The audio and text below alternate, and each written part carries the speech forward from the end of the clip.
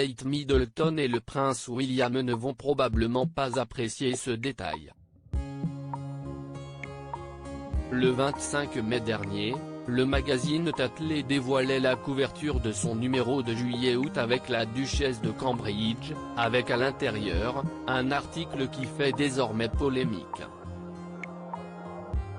Si elle n'est pas habituée à répondre à ce qui se dit sur elle, cette fois, la maman de George, Charlotte et Louis est montée au créneau pour dénoncer un article plein de mensonges.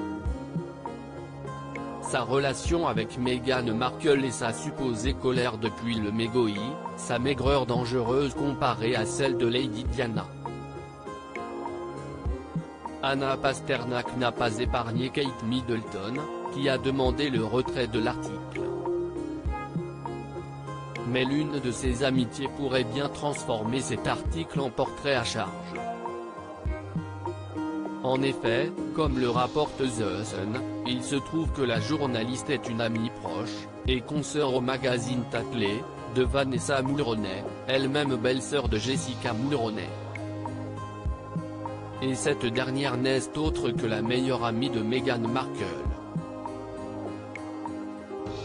Anna Pasternak s'en tient à son histoire et dit que ses sources sont bonnes, assure ainsi le tabloïd.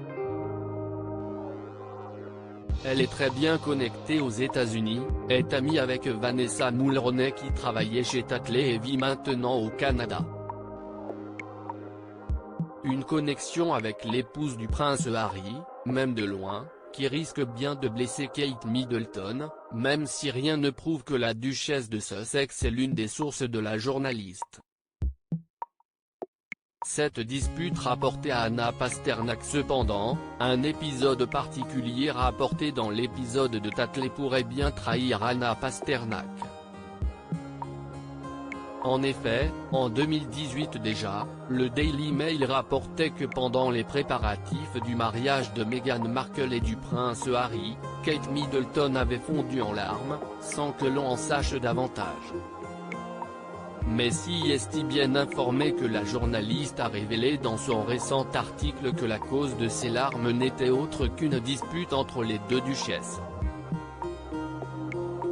C'était une journée où il faisait chaud, et apparemment il y a eu une dispute sur la question de savoir si les demoiselles d'honneur devaient porter ou non des collants, rapportait ainsi une source à Tatler.